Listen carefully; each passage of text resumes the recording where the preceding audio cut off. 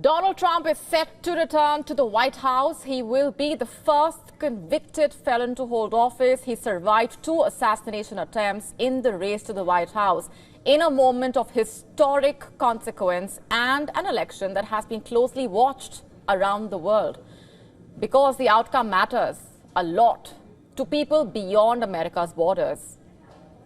You know what Trump said in his victory speech? He declared, I'm quoting, "I'm not going to start a war, I'm going to stop the wars." Sounds fantastic, right? But can that really happen? Can Trump deliver on the promises that he made? Can he end the wars like he promised? You see, while the world was hooked when it comes to tracking the US presidential contest and the numbers, this is what has happened in the war zones. Take a look at the visuals on your screen. That's Ukraine today. Russia struck various Ukrainian targets while Ukraine on the same day claimed to have repelled multiple Russian attacks. The situation on the battleground remains tense, to say the least, even after almost 3 years of this war. The elections in America, in a way, created a cloud over the news of the war zones. But we are clearing that cloud for you tonight. Here's a reminder of what's been happening in Ukraine. So the question is, what will Trump do? Remember, Trump has claimed he could settle the Ukraine conflict in 24 hours. Imagine that. Ending the Ukraine war in 1 day. That is what he has claimed. He has vowed to stop aid to Kiev. This despite the fact that America is Ukraine's top backer when it comes to funding. So then, will Trump defund Ukraine? Will he use American funding and arms to restrain Ukrainian President Volodymyr Zelensky? And as far as Zelensky is concerned, he has issued a somewhat pragmatic statement on social media. Zelensky recalled his quote-unquote great meeting with Trump in September and essentially praised the Republican leader's commitment to peace through strength approach in global affairs. Those were the words that he used. I'm quoting now from what he said. "We rely on continued strong bipartisan support for Ukraine in the United States." Bipartisan support, that is what Kiev hopes for. A little too idealistic? Could be. Remember, Trump's Republican Party had blocked aid to Ukraine for over 9 months, from October 2023 to April 2024. This had forced Ukraine to deplete its wartime budget, which basically, in turn, led to the loss of its fighters. On the war in Ukraine, Trump is expected to try to force Ukraine and Russia into at least a ceasefire along the current front lines. And this could possibly involve a permanent settlement that would basically mean that Russia will get to keep the territory that it has claimed in the war, including Crimea, which was annexed in 2014. Or Trump can also accept the demands made by Putin to prevent a future Ukrainian NATO membership. Well, that shouldn't be surprising to anyone. We've seen how averse Trump is towards the NATO. And then, will Trump talk to Russian President Vladimir Putin to make a deal with Zelensky? And if Putin says Zelensky must go, will Trump sacrifice Zelensky in order to bring stability back to Europe? Can Trump end the war in 24 hours like he promised? Let's talk about the other battleground.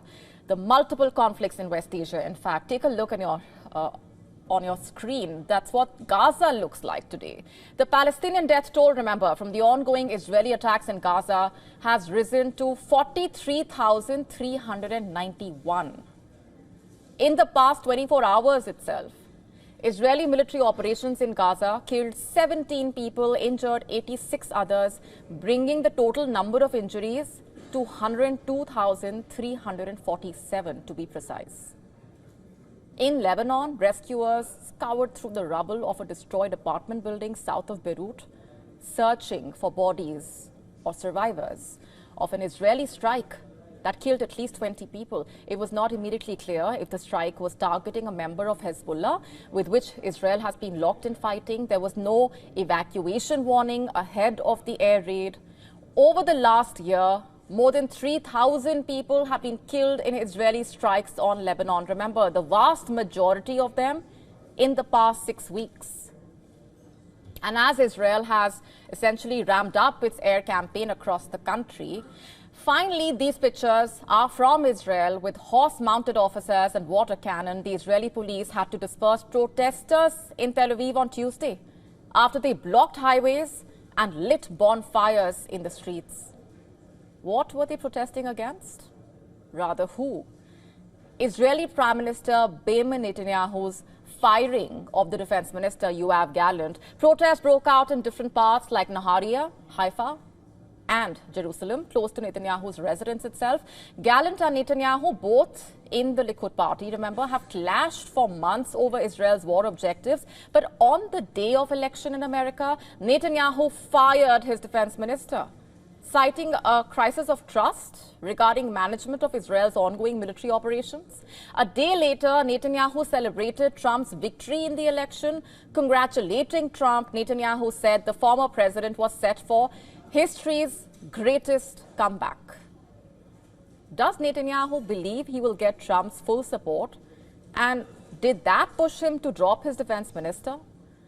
In fact, some say that Trump's victory is a relief for Netanyahu's coalition. In the recent months, Netanyahu has clashed with Biden's Democratic administration over the conflicts in Gaza and Lebanon. They have fueled protests worldwide and left Israel increasingly isolated internationally. As with Ukraine, Trump has promised to bring peace to West Asia. He has implied that he would end the Israel-Hamas war in Gaza and the Israel-Hezbollah war in Lebanon, but he has not really said how he intends to do that. That's crucial. He also repeatedly has said that if he had been in power rather than Biden, Hamas would not have attacked Israel because of his quote-unquote maximum pressure policy on Iran, which funds the Palestinian group.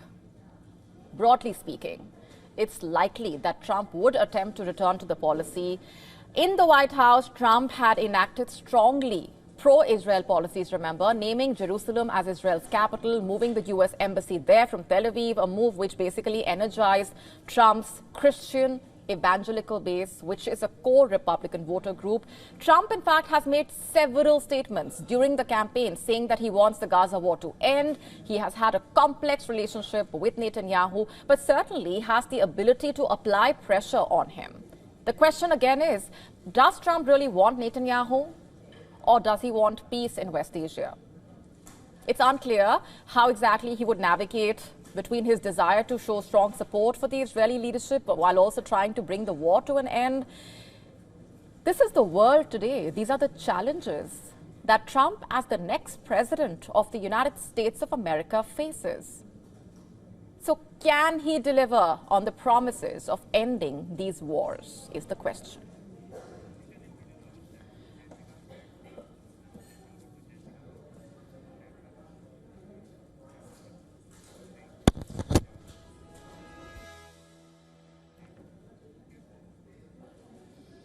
Going straight across now to our correspondents joining us on the broadcast. With me at the moment is Susan Tehrani. Also with me are VOA's Jessica Stone and Patsy Vidyakuswara. Coming to you first, Jessica. You know, we've had Trump declaring victory. We've heard his side of what things are looking like. At the moment, a lot of analysis about what worked in his favor, what quite did not work in Harris's favor. But let's just face it, at this point, the issue of the wars coming to an end has been something that's been talked about repeatedly. Trump has made those tall promises. To what extent was the war, the foreign policy, actually a core issue for the voters? So we don't have a lot of exit polling data on the answer to your question in terms of data, but anecdotally, I can certainly say that there is a current in this country that wants to get rid of the, quote, forever wars. And those people do go for Trump. They have supported him even when they traditionally vote for other parties. And they are changing the dynamic of the Republican Party. I mean, the MAGA wing of the party, the Trump side of the Republican Party, is distinctly different in this way from the Cheney-Bush legacy that was left to the Republican Party. You know, getting further engaged in Afghanistan and Iraq, now in Europe, and in multilateral alliances, which had already existed But certainly Trump's brand of and his approach to foreign policy with respect to new conflicts, as Patsy has pointed out in her own reporting, there were no additional conflicts started during his administration, although there were still American troops in the Middle East during his administration. So there is definitely a constituency on the right and potentially on the left or coming to the right for this reason that people in the United States, there is a group of people in the United States that want more money spent domestically and less money spent abroad. Interesting. Jessica, let's just also talk about what the mood has been like on the ground over the last 24 hours. What is your assessment of what things have looked like?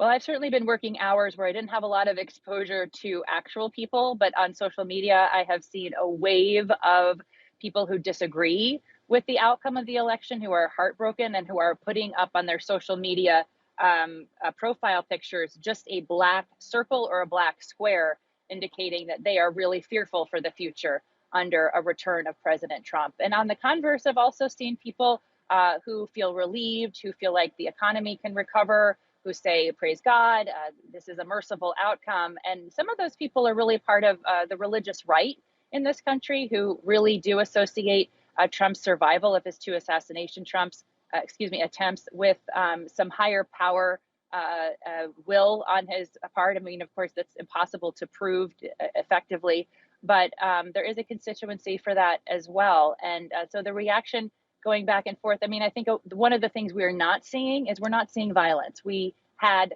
a lot of buildings in this city in particular boarded up, specifically down the street across from the White House.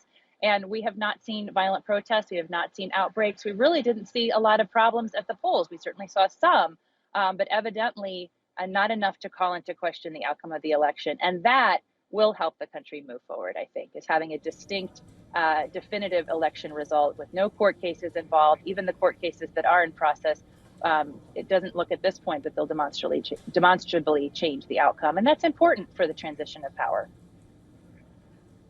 Very interesting. Jessica, we're leaving it there for the moment. Thanks very much for joining us on the broadcast. And now let's just also take a look at the key numbers that stood out. What really happened? How did the so-called blue wall collapse?